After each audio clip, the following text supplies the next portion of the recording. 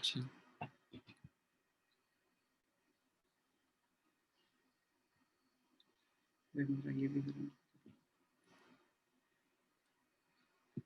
So I would like to welcome all the students who have gathered here for this session on the obesity and diabetes. So also I would like to also welcome Dr. Ashish Tapadia and Dr. Apeksha Tapadia. So for taking out their time and spending this, so to guide the students and spending their time here. Yeah. So here we have Dr. Ashish Tapia, who has done his MBBS and MD. Now both of them have currently practicing. Sorry, they are consultant at various hospitals in Pune. So they have their own clinic, Ganga Clinic. They are also consultant at Jahangir Hospital, Pune, which is one of the most prominent hospitals, all of the Nobel Hospital, Inlac hospitals, and the Columbia Asia Hospital and Cloud9 Hospital. So I would like to welcome them, and I would like request them to start their session. Indeed.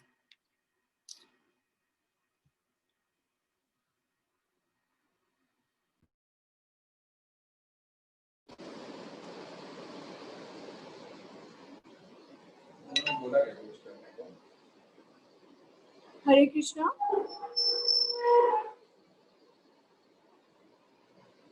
Yeah, very good morning to all of you. So, am I audible? Yes, madam. Yeah, fine. So today we'll be discussing about like diabetes, the new pandemic. So we have chosen this topic because obesity is now one of the like new diseases which has come and which is backbone of say all other diseases. So I'll be sharing obesity with you all, and Dr. Ashish will be sharing diabetes with you people. So we'll start.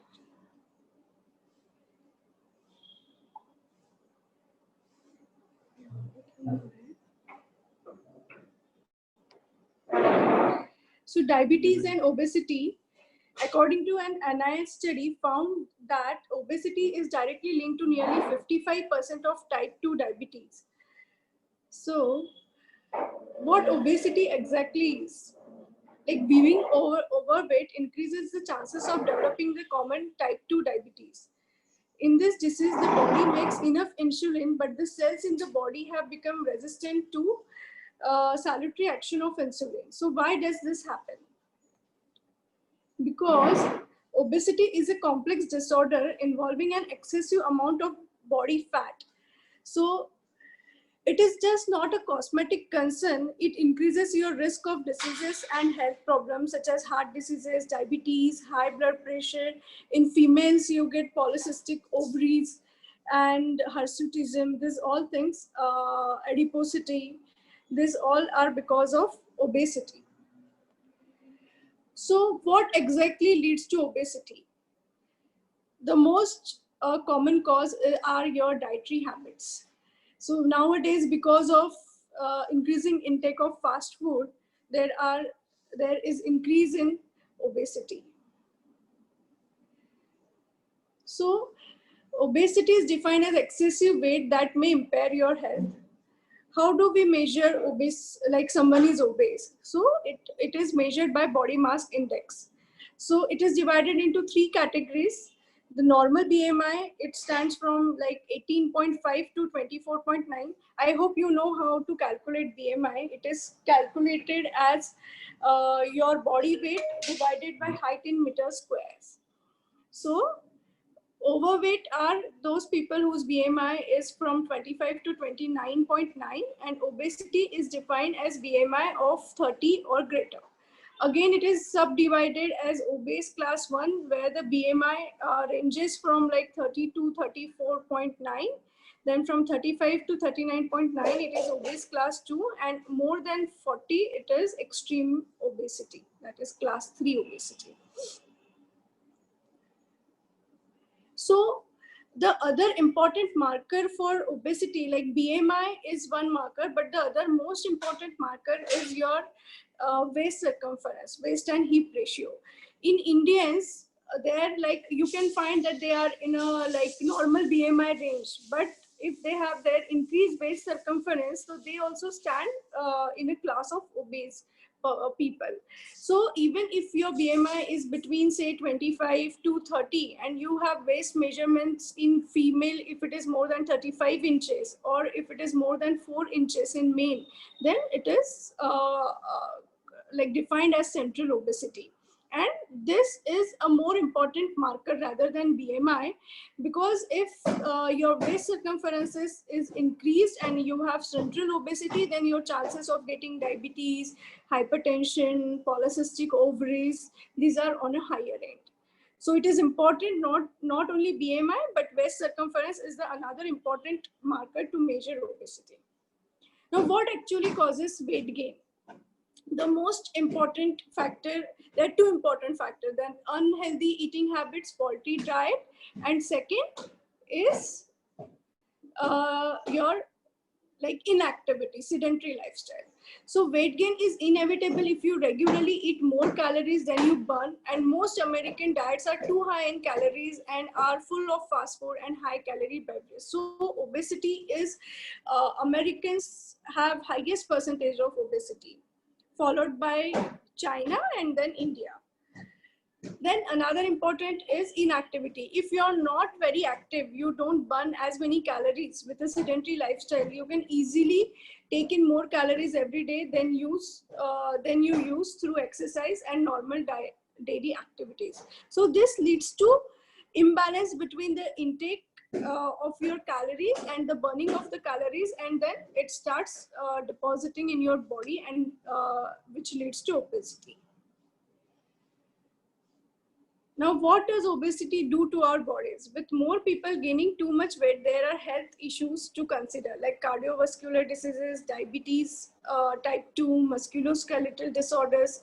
Some cancers are also lead to obesity, like endometrial cancer, then cervical cancer, colon cancer, infertility because of polycystic ovaries, gallstones, premature death, and disability. So obesity is a disease which ultimately starts affecting all other organs of your body, like cardiac system, then your biomechanical system is disturbed, then you start getting this GRD, reflux diseases, lung functions defect, osteoarthritis because of the weight, your bone starts getting eroded, then sleep apnea, then there is high increase in urinary incontinence.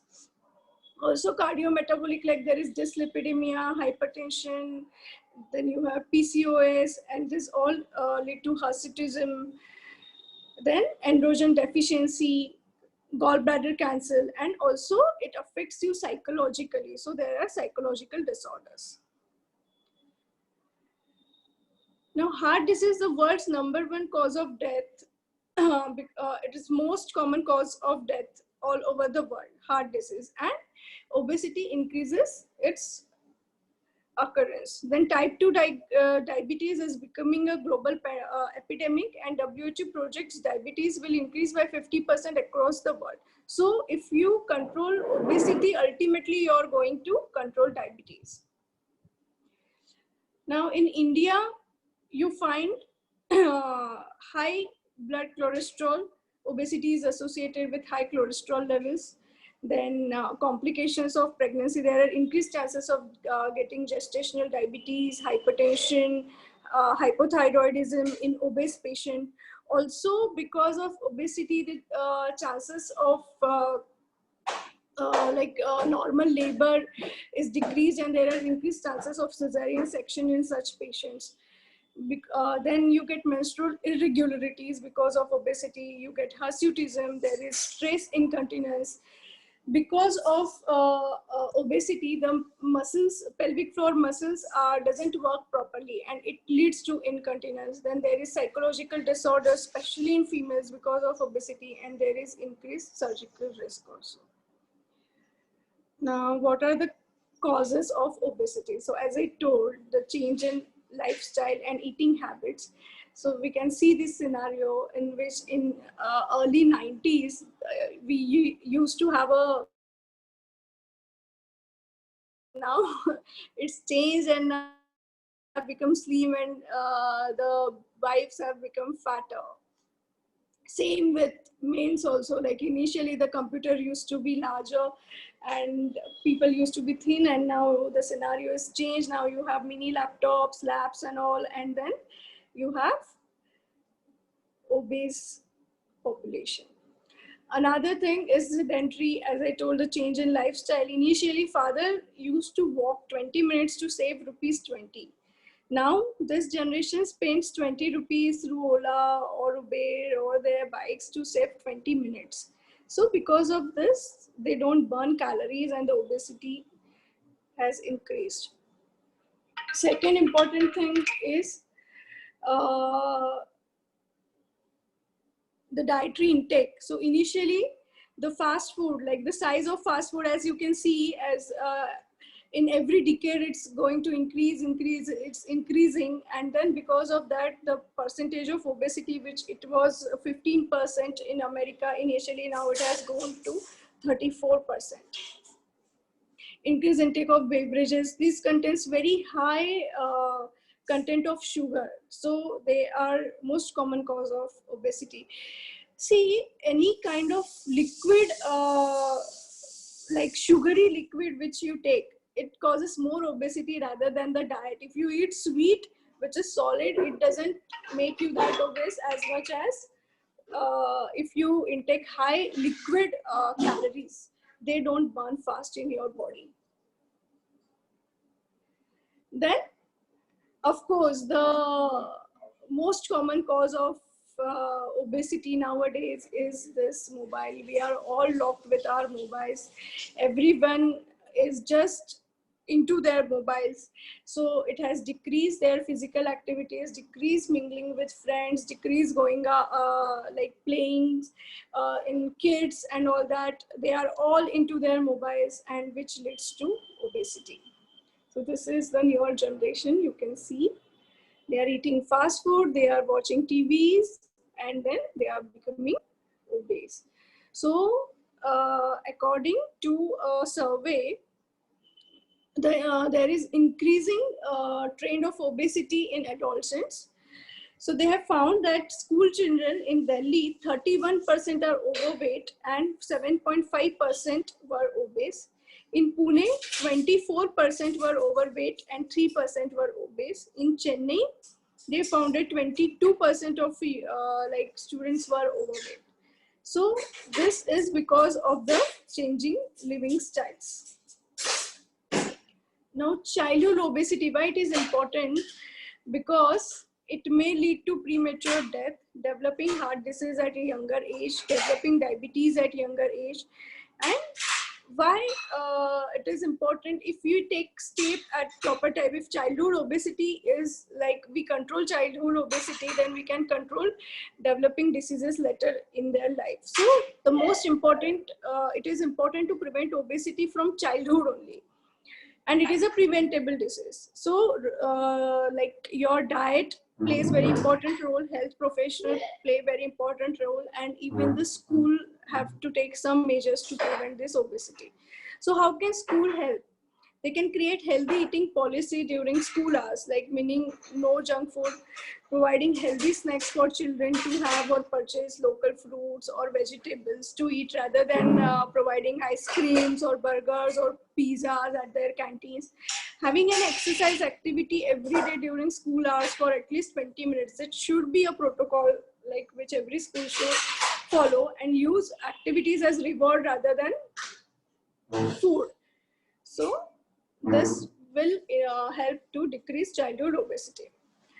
Now, why this obesity happens? It's mostly because of energy imbalance over a long period of time. If your intake is more than your energy expenditure, so it leads to excess calories, and which leads to weight gain.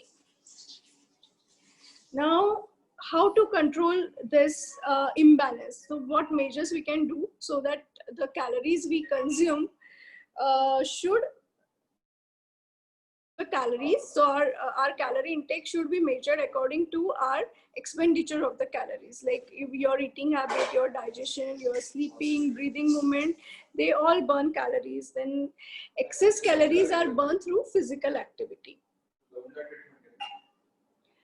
So if you eat this McDonald's French fries, so that with the day which you eat this, you have to run almost 6 kilometers. Then only you can burn these calories. Otherwise, they get saturated in your body. Then, if you eat these rolls, then almost 12 kilometers you have to run. Lays, one packet of Lays, you have to run for 11 kilometers. So it has so much of calories.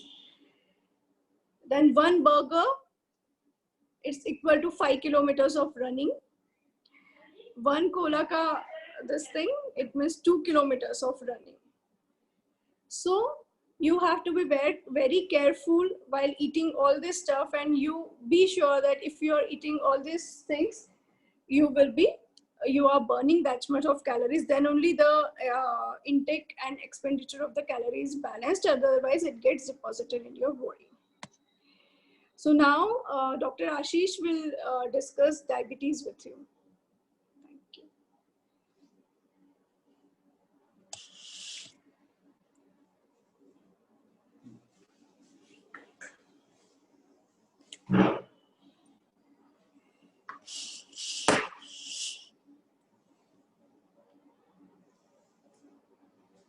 Hare Krishna. So everybody can hear me, right? Prabhuji? Yes, sir. Yes. Yes, we can hear you. I'm visible, na? Yes, yes, yes. And the slides are visible? Yes, yes, yes. Okay. Hi, I am Dr. Ashish Tapadia. Dr. Apeksha Tapadia she's a gynecologist. She has done her UG from Nashik Medical College in 2003 and 2008. She joined Jahangir Hospital for her DNB Gynec. I am Dr. Ashish Tapadia. I did my UG, joined in 2001. I did it from the Solapur Medical College, Dr. Vaisham Payan. And my PG, I did it from MGM Aurangabad. Then I did a critical care, IDCCM, Indian Critical Care Association. So I did it from KM Hospital, Pune.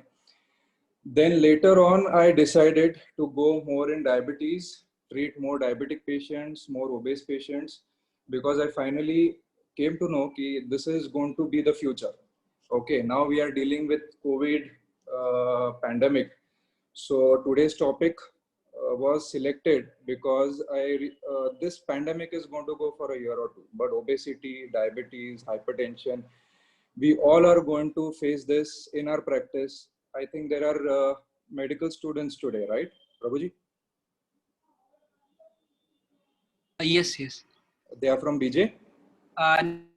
Is from Maharashtra. Some of them are from BJ, some of them are from Latur Government College, Nanded Very Government good. Okay, okay. And which year they are from?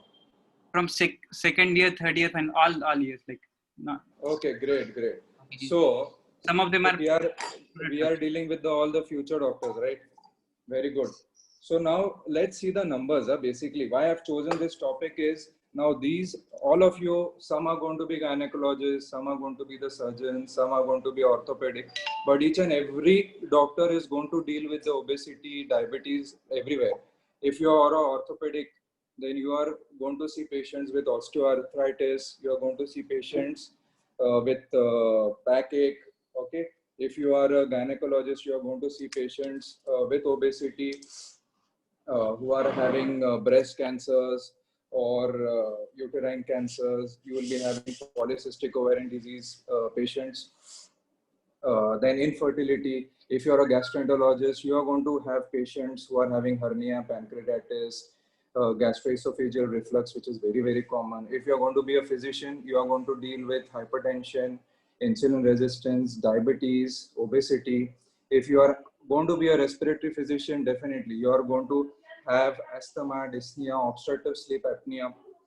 If you are going to be a neurologist, you are going to see patients who are having stroke, internal hypertension, dementias. Okay, so if you are going to be a skin doctor, you are going to see patients who are having cellulitis, stretch marks, acanthasis nigricans. So it is going to be very common in each and every practice. You are going to see these things. And why this is important? Because even if you become an orthopedic, basically, if you are having severe low back pain or if you are having knee joint pain, your basic is to reduce the weight of the patient. And how are you going to reduce the weight of the patient? You have to encourage them to reduce the weight. So now today, now we'll just see what is obesity in Indian public. For the Indians, generally, we are called as a thin fat Indian phenotype. Why thin fat? Because generally all over the world, what considered as obesity is a BMI about 25. But what we have seen in the Indians is if your BMI is less than 25 also, that is called as a thin Indian, but you are still having obesity. Why? Because your visceral fats, intra-abdominal fats, ectopic deposits of fat is more in the Indians than the other population of the world. So we are dealing with an epidemic on two sides. One, in the rural India, we are seeing more of undernutrition, and in the urban area, we are going to deal with obesities. Now, secondly, obesity, if we come by the numbers, India is the third largest country having the obese patients. Every third patient is obese in India. So there is going to be a big market for obesity, and you have to concentrate on all these things. Now, the waist circumference, generally all over the world, they consider the BMI for obesity gradings, but in Indians, the BMI is less. So what we see in the practice is, if the waist circumference, you have to measure the waist circumference when the patient comes into your clinic. You can be a gynecologist, you can be a surgeon, but waist circumference is very important. If it is above 90 centimeters for a man or above 80 centimeters for a female, then you're going to label those patients as obesity. So the waist circumference is more important than the BMI in the Indians. Always remember that. So whenever these patients come to you for visits, okay, so you always encourage them to maintain or reduce the weight through appropriate physical activity and caloric intake. So Dr. Apeksha has already talked on the diet. Okay, so I am not going to go in details of this. Now, second, what we see, sorry, I did not prepare slides. Okay, now second thing is, now we will go into the, see what is, we have seen the obesity. Now we will see what is metabolic syndrome. That is very important. So what is metabolic syndrome? So that is called as a syndrome X. So you have visceral obesity, plus you have two of the four parameters. What are two of the four parameters? You have a fasting sugar, which is very high. Secondly, you have hypertension. You have high triglyceride levels and low HDL levels. If you have visceral obesity plus any of the two factors like hypertension, diabetes, or high triglyceridemia or low HDL levels, then this is called as a metabolic syndrome. So this is going to be the way to define a metabolic syndrome. Now we will go to the diabetes part. Now diabetes, we deal with two types of diabetes. One is type 1 and type 2. Okay. So type 1 is more common in the children and in the adolescent, where the body is not able to make the insulin. And second, type 2 is where you make a normal insulin, but there is resistance to the action of the insulin, or there is decrease in the production of the insulin. Now, these patients commonly come with, very common in your OPDs, they come with loss of weight, there is a lot of thirst, there is a lot of weakness, they have blurred visions, they have sometimes tingling sensations, they have wounds which are not healing. So these are the common presentations they come with you. And the multiple complications you see is the diabetic retinopathy, diabetic nephropathy, diabetic cardiopathy. Okay, so these are the very common things. Now, how does weight relate to diabetes? Now, almost 90% of the patients who are type 2 diabetes are overweight. Understand that nobody is concentrating on the obesity. Always when the patient comes to your clinic, they are generally given all the medications, but I've seen in maximum clinics in Pune or everywhere, they don't concentrate on the diet and the exercise.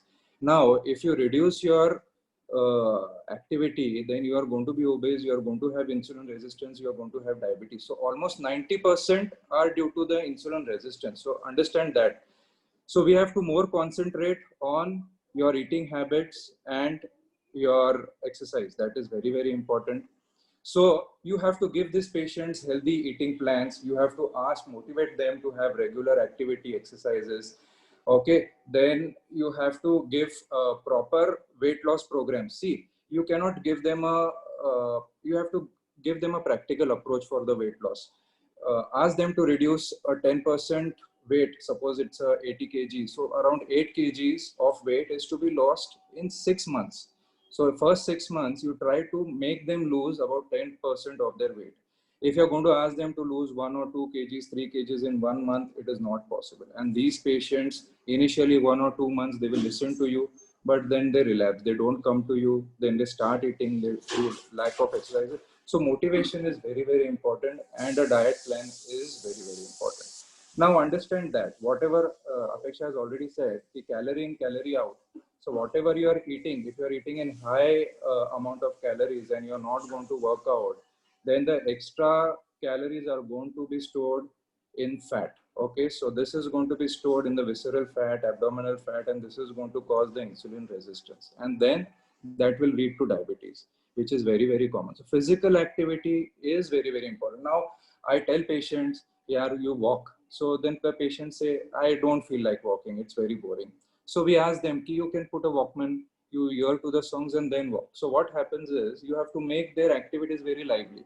Few patients who are in the IT companies, they say, we don't have time to walk. We don't have time to exercise. Okay, that's fine. What you can do is you can ask them to walk during the recesses, like they have lunch. So they have staircases. Ask them to go up and down in the staircase for 10-15 minutes. That's more than enough for them to do a physical activity. So you have to motivate the patients according to their occupation, according to their moods. Some patients don't like walking. You can advise them cycling. Baba, you go cycling. You go swimming. You play long tennis. You play badminton. Whatever they like. But activity should be there, because the most important thing is the physical activity. You have to motivate these patients. In your practice, you are going to see patients, they are demotivated. They don't like to do exercise. You make it more meaningful, and they should enjoy their activity. So every patient is different. Every activity to be given to the patient is different, which they enjoy. That is very, very important. Otherwise, after few months, they are very lazy. They will not walk. They will start eating whatever they want. And again, you will have the same problem, increase in the sugars, increase in the obesity, then increase in your drug. And then he will only say, sir, tumne itna sara medicines diya. But they don't listen to the advice of the activity and the food. That is very, very important. You always concentrate wherever you go in the world, wherever you do practices, each and every field, very important is to make them understand that the physical activity and the diet for any disease is very, very, very, very important. Now, how much activity should be done? It is patient to patient. See, if it is an old patient, he cannot, if he's having osteoarthritis, is having knee problems, backache, he's not going to do a lot of walking. So you can advise some stretching exercises in the house. You can ask them to do yogas. You can ask them to do small walks, which is more than enough for those patients. Then increasing the activity, physical activity, like you can take a dog for a walk. You can avoid a elevator. You can have playing with the kids. You can go to the park. So it's very, very, very things which you can change and make their diets more healthy and the activities more healthy. Okay.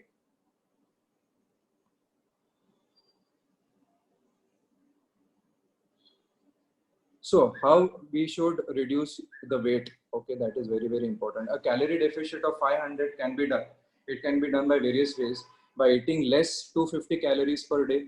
Okay, then you can avoid desserts, avoid soft drinks. You can reduce the portion of your plates. Like you can take small plates, so you don't feed lot of calories into your stomach. Then you can do exercises like walking, swimming, cycling, whatever is there, but do it daily. See, sudden weight loss is not going to be there. Slow and steady weight loss is going to be there, but you should be very punctual about these habits. Okay.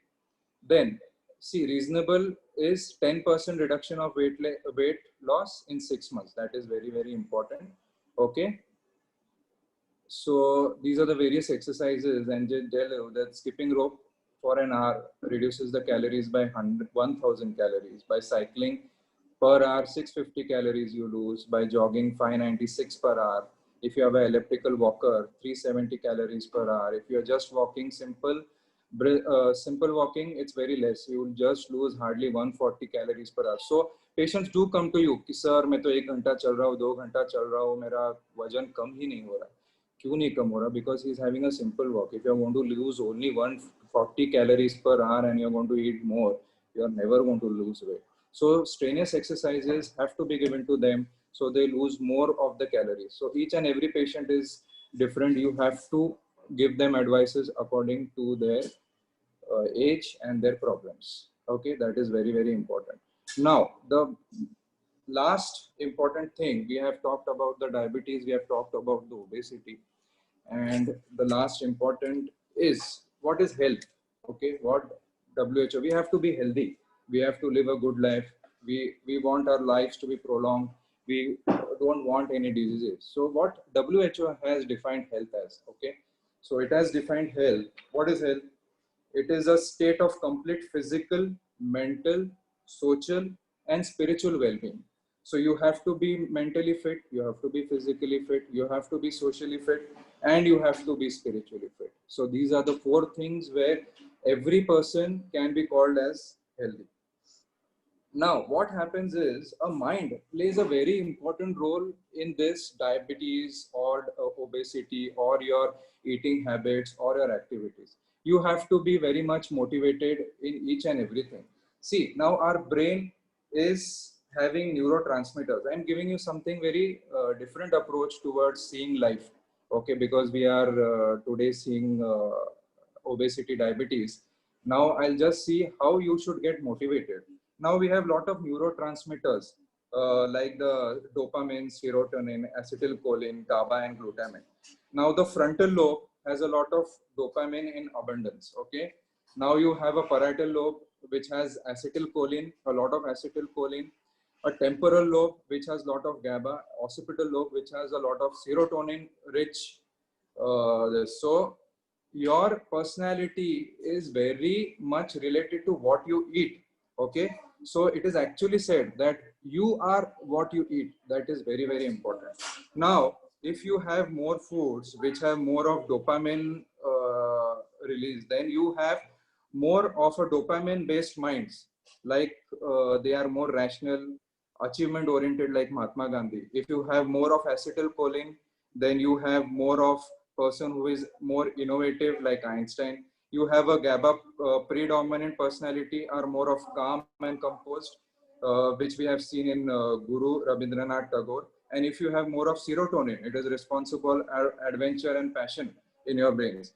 Now, the vegetarian diet is very rich in GABA, and a non-vegetarian diet is high in acetylcholine, which is responsible for different behavior of a person taking a specific diet.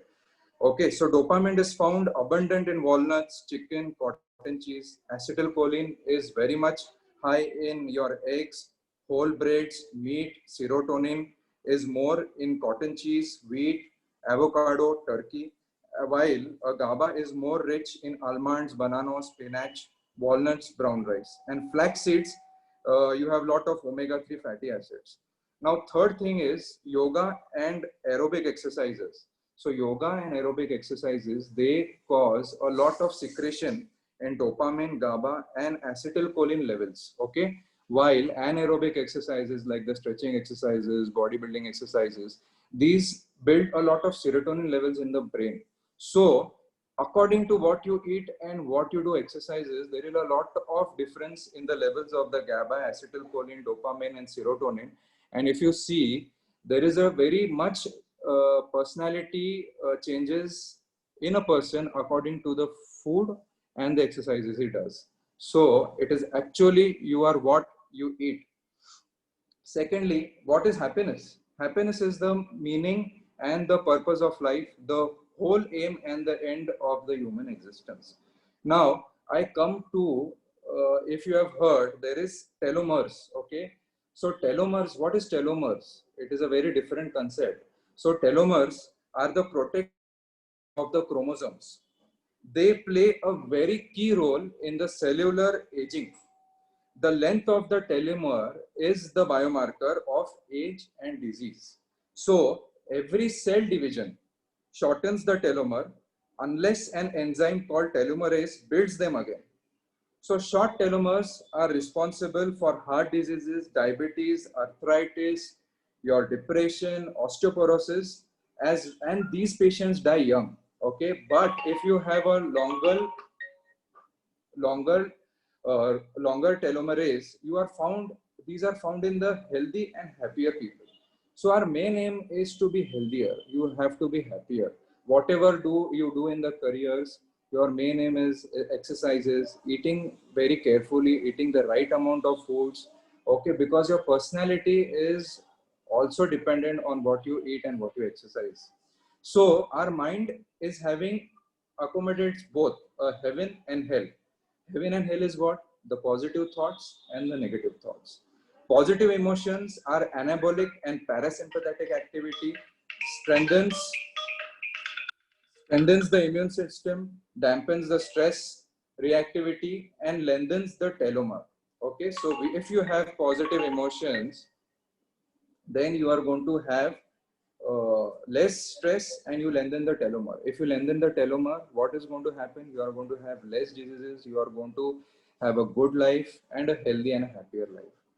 And now comes the negative emotions. If you have negative emotions, there is going to be catabolic activity, there is going to be induced sympathetic activity, which left unchecked. If these are going to be unchecked, they are going to have increased risk of acquiring lifestyle diseases. That is very, very important.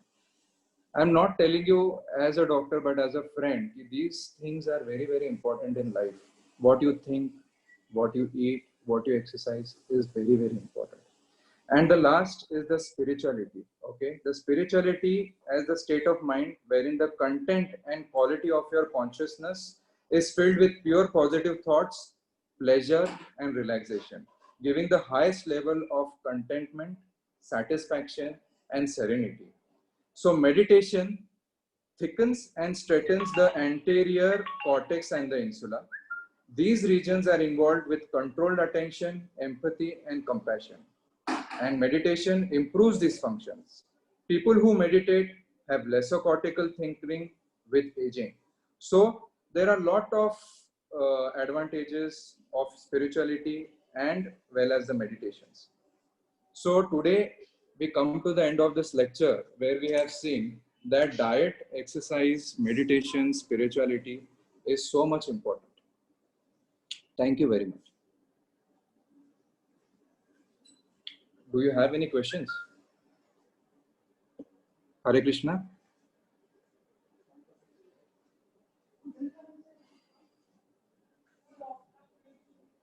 Hare Krishna. Prabhuji.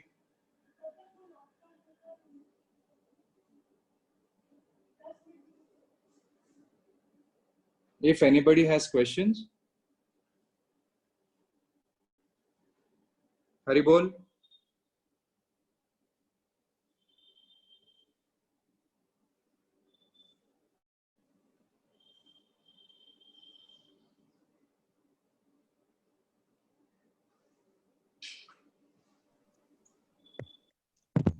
Sir.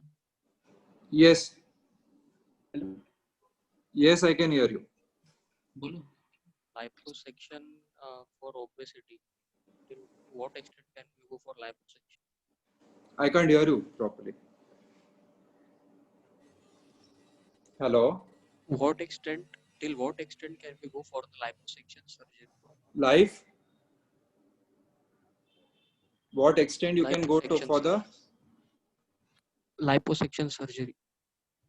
What extent? Okay. Yeah, so it depends upon your BMI, your waist circumference, and what other metabolic syndromes you're getting because of the obesity. So if even after dietary changes, lifestyle changes, even after your some medications, still if your weight BMI, if it's not going below 30, so then you can go for liposuction surgeries.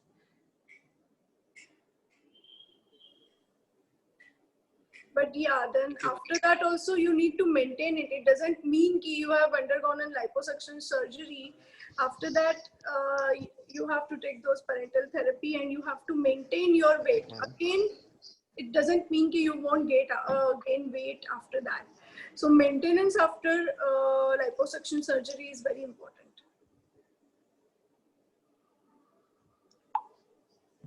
Thank you so much.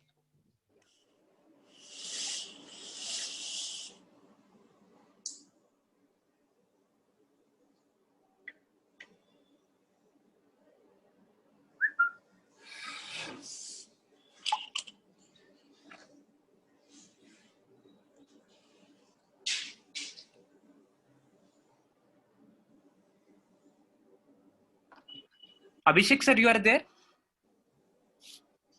Abhishek? Yes, I'm there online. Yeah. My voice is audible? Yeah, yeah.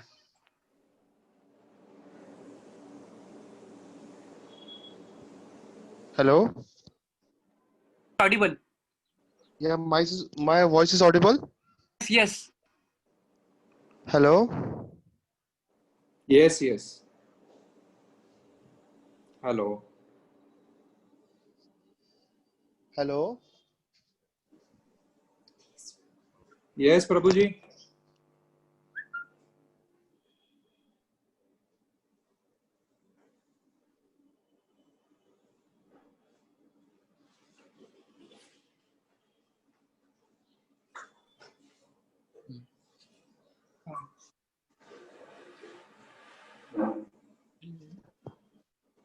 So I think the Abhishek Agarwal sir, who was supposed to be there giving thank-giving ceremony. So I think he's not there now. So I would like to take this opportunity to thank Dr. Ashish Tapadia and Dr. Mrs.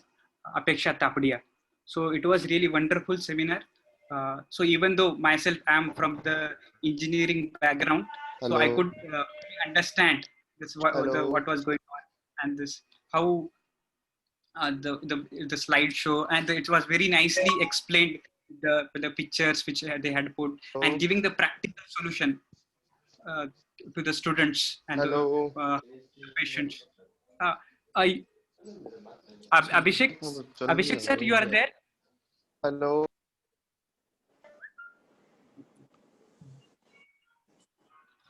You continue. Yeah, so I will continue. Yeah, so and practical solutions given by madam, how if we have just some exercise in the schools, and that will be a really nice solution. So it I was again telling even though I'm not from medical background, I could understand the whole sessions. So thank you for those practical solutions also. So I would like to just take 2 minutes to share something, and we will have again some more questions after that. So we have, as myself, Sandeep Suryavanshi, and I have been, I am working in Tetra Pak and as an automation engineer in Pune. I am a voice coordinator for this Nanded and all the Marathwada group colleges, and we arrange various seminars, technical seminars, as well as motivational and inspirational seminar for all the students. So VOICE stands for Vedic Oasis for Inspiration, Culture and Education. So we mainly focus on triple C: character, competence and culture, giving students character through various seminars and arranging this kinds of technical talks and giving our culture to the students. So as you have been attending these seminars, also we have one more seminar called as Journey of Self-Discovery. It is a 6-session course, and which also will be given by various reputed doctors from many doctors from Bombay, doctors from Ranchi, Raipur, from Pune. So all these doctors, they will be giving these seminars. This is especially arranged for the medical students. So we have one feedback form. I would like to request all of you just to give this feedback form. This will be very much valuable for you. And there is one section in that about your availability and your time, which time will be feasible for you to attend this journey of self-discovery course. So even though you are so busy in your lives, but this session, the journey of self-discovery, it will help you to understand yourself. So I would recommend all of you to attend this session. Yeah.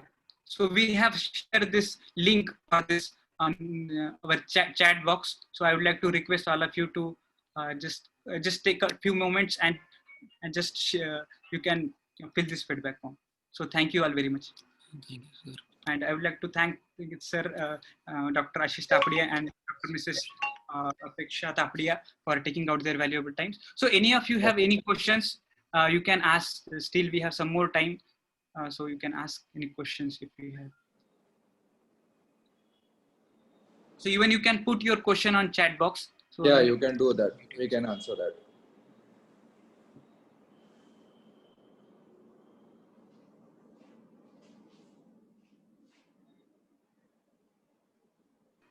any questions?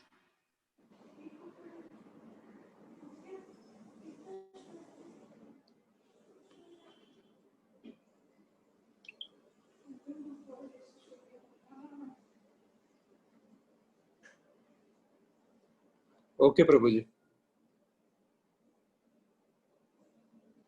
Okay, sir. Thank you Yeah. for taking out your Yes, time. yes, And yes. I would like to thank even all the students, for joining, and Madam Yes. Apeksha Tapadia. Yes. Yeah. So just take out your few. Someone students is saying thank you. The lecture was Yeah. very informative. Yes. So I would like to request all the students just take out your few moments and fill this feedback form.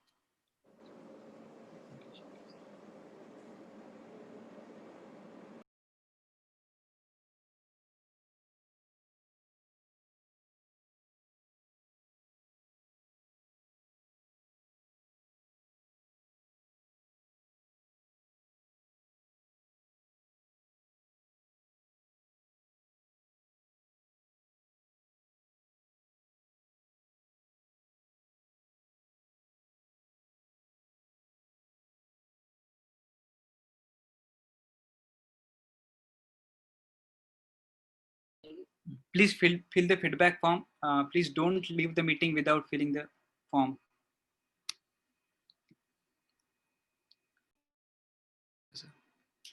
So हम सबको request करते हैं कि just आप feedback form भरो. This will help us to for next sessions.